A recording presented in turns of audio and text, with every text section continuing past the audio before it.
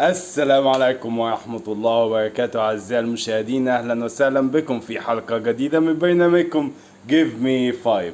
خطوة أو نقطة على الدوري بعد مباراة عصيبة. الأهلي يفوز على البنك الأهلي 2-1 الدقيقة بلس 90، أو نقول في الدقيقة 96. قبل اي حاجه عايزين نصلي ونسلم على اشرف خلق الله سيدنا ونبينا محمد رسول الله عليه افضل الصلاه والسلام. هنتكلم عن مباريات الاهلي ومباراه بيراميدز اللي كانت سهله جدا واحداث كتيره اللي موجوده في الاهلي. نبتدي ونقول بسم الله الرحمن الرحيم. مباراه عصيبه، مباراه رفعت الضغط والسكر لكل الاهلاويه، بس نهت بفرحه هستيريه بعد اخطاء رهيبه الكابتن عماد النحاس. لازم يدركها في حاجات انا مش عارف، وانت مش قادر تقرا المباراه للدرجه دي. يعني انا مش عارف بصراحه. الشوط الاول يبتدي مع الاهلي في ضغط، في حماس. فريق البنك الاهلي فريق قوي جدا بالاسلحه اللي عنده، اسحاق يعقوب وياو النور واسامه فيصل، وعنده على الدكه ناس كانت تقيله قوي. الاهلي في الدقيقه 21 هدف صاروخي لامام عاشور. ايه يا ابني ده؟ ايه يا ابني الهدف ده؟ جمال ايه وروعة ايه وعشرة على عشرة. ايه ده لعبها مروان عطية اللي بقاله كام ماتش روعة الروعة. لعبها اشرف بن شرقي اللي حطها لامام اللي سندها بيمينه وسدد بشماله جون ولا يصد ولا رد، من اروع اهداف الدوري حرفيا. وده يكون الهدف ال 12 لوسام اللي بينافس بيه على على هداف الدوري. يبدأ المباراة في سجال، في رايح وجاية. حكم يعني اقول ايه، يعني انا مش عايز اغلط. حكم في قراراته غريبة قوي، يعني بجد، يعني في قراراته غريبة قوي. انا مش عايز اغلط بس بجد حكم مستفز. فاولات كتير قوي النادي الاهلي ما بيحسبش، بيقول لك قوم كذا فاول في الشوط الاول والشوط الثاني غير ضربة الجزاء اللي هنجيلها. ايه ده انت بتعمل كده ليه؟ ايه ده؟ لا بجد، لا بجد. وفي ضربة جزاء لجريد الشاي في الشوط الاول، الحكم عمل اعمى واللعيبة الاهلي ما بتعترضش. انا ما اعرفش ما بيعترضوش ليه. وخد حقك، اطلب من بحقك. قول فار، العب صباحي، العب، مفيش اي حاجة بتاع. على العموم تيجي بقى هدف لبنك الاهلي. يا جماعة ده يعني ياسر ابراهيم غلط في واحدة لكن صلحها بغلطتين هنتكلم عليهم. بس ياسر ابراهيم ادى فرصة لياو النور ان هو يلف. الاول الكرة كان جاية من على اليمين مع عند السيد نيمار. اشرف بن شرقي اتلحم معاه بس سابه.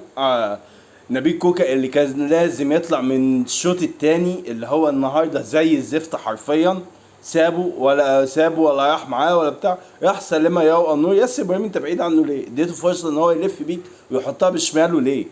وبعدين الشناوي انت خايف تفتح ايدك؟ الشناوي تفرد دراعك؟ لا، الشناوي بيعمل لها كده. ايه ده؟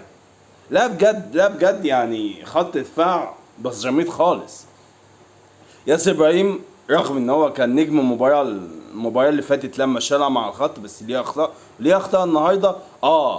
صحح في الشوط الثاني. خلينا نبتدي نخش على الشوط الثاني. في هجمه في الدقيقه 55 لأسامة فيصل، عدى بس الحقيقه ياسر ابراهيم قفل عليه صح وقطعها ممتاز. لو كان عدي كان جول، كان انفراد. الاهلي يضغط. وسام ابو علي نزل من بدايه الشوط الثاني، تغيير صح جدا. لكن التغييرين التانيين انت نزلت قفشه والسوليه. طب قفشه ماشي بدل اكرم توفيق كان عامل مباراه حلوه، بس احنا مش عايزين ندافع، احنا هنهاجم، فكان نزل قفشه. طب انت ليه طلعت اشرف بن شرقي؟ اشرف بن شرقي كان 10 على 10. مش هو بس ممكن يخطفك، انت بتهاجم. نزلت السوليه يمسك خط وسط، مش محتاج. كان عندي ان انت تنزل مهاجم او يا حسين الشحات من بدري وتطلع وما تنزلش السوليه. برضو من التغييرات الغريبة جدا اللي كان المفروض تحصل، انت منزل علي معلول في اخر 3 دقايق ولا اخر 5 دقايق وطلع امام. انا مش فاهم. امام هو اللي ماسك الكوره، هو اللي عامل الشغل وعامل كل حاجه في الملعب. مش عارف. المفروض كان من الدقيقه 60 تطلع احمد نبيل كوكا. انت هتهاجم، طلع احمد نبيل كوكا اللي مالوش فيها خالص، نزل علي معلول. ده انت خليته يروح على الخط، بعد كده قلت له يرجع يلبس، بعد كده لبسه تاني قلت له انزل. ايه ده؟ كان المفروض نبيل كوكا انت ما مدافعش، طلع نبيل كوكا ونزل علي يلعب اوفرات ويلعب كوره جوه وتحط امام قدام. مش تحطه باك وينج شمال. انا مش فاهم ايه التغيير العجيب ده. انت هو احنا شايفين مباراة غير اللي حضرتك شايفها يا كابتن عماد؟ لا بصراحة غريبة، يعني غريبة جدا واستغربتها جدا التغيير دي. على العموم كان عك كروي حرفيا. فريق بنك فريق قوي جدا جدا جدا جدا جدا، وعنده دكة بره تقلات نازلة، بس الحمد لله الحمد لله الحمد لله. والحكم يعني حاجات غريبة. وليك ضربة جزاء لقفشة. كان المفروض حطها لوسام، كان انفراد جون مع طمع فيها، فخلى الجزار دخل عليه بكوعه بدراعه وبكوعه في وشه، يعني منع قفشه انه بحشه بايديه. ازاي دي مش ضربة جزاء؟ والفار فين؟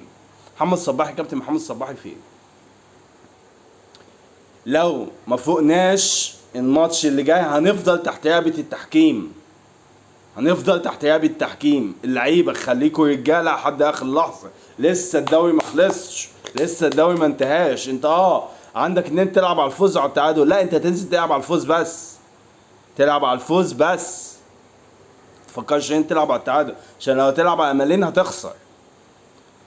الحمد لله فوز الاهلي فرق كتير جدا كده، اداك نسبة 99% ان شاء الله الدوري اهلاوي لو اللعيبة استعجلت.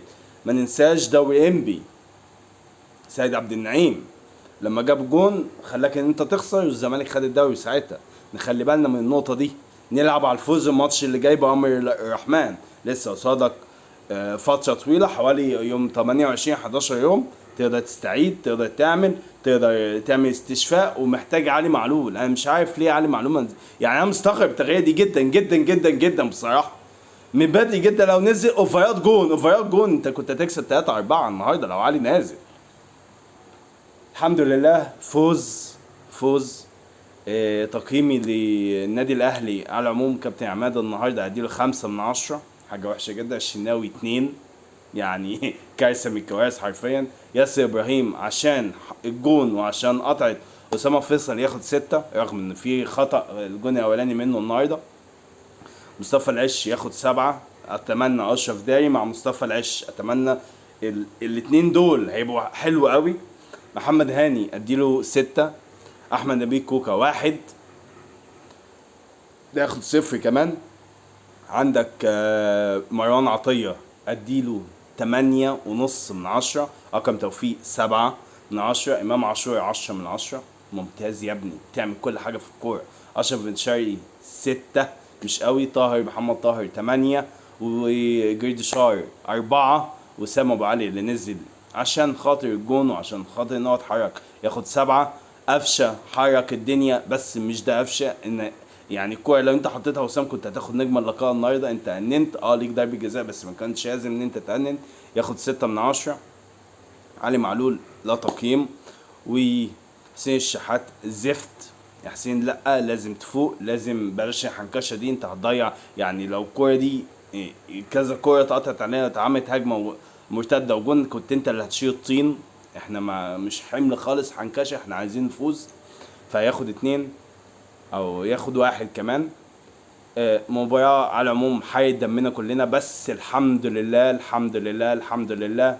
كلمة ايمن الكاشف عذرا بيراميدز الدوري بيندهلي، الدوري عايزني بأمر الله هيكون اهلاوي. بيراميدز بوتروجيت كان الشوط الاول عامل مباراه رائعه. انا مش عارف الجون بتاعهم اتلغى ليه، انا مش شايف ان هو اوفسايد خالص، ما اعرفش ازاي اوفسايد. الشوط الاول عمل مباراه رائعه، الشوط الثاني ما تفهمش هل فريق اتحول نزل مستسلم 2-0. مش عارف بصراحه ايه وجهه النظر ولا ايه اللي حصل بين الشوطين. المهم الحمد لله الاهلي فاز. بيراميدز برضو للاسف فاز. المباراه او مباراة الحسم اتأجلت لاخر مباراة في الدوري. مباراة حماسي جدا، دوري حماسي جدا، دوري تقيل قوي، وباذن الله هيكون اهلاوي. في لقطة اخيرة علي معلول خرج كانه مش عايز يحتفل مع لعيبة الاهلي. حقه ان هو يزعل، عشان حقه ان هو كان ينزل من دقيقة 60 واللي اتعمل فيه ما كانش لازم يتعمل من كابتن عماد. احنا نحس انا مش فاهم هو عمل كده ازاي بصراحة، ولا ما كانش قاري اساسا. معلش يا كابتن علي، يعني حقك، انا مش هقدر اقول غير كده. ان شاء الله المباراة الجاية تكون مباراة حسم الدوري. حلقة بسيطة من برنامجكم جيف مي 5، كان معاكم احمد اسماعيل تورنيدو. وانتظروني في حلقات جديدة بإذن الله. السلام عليكم.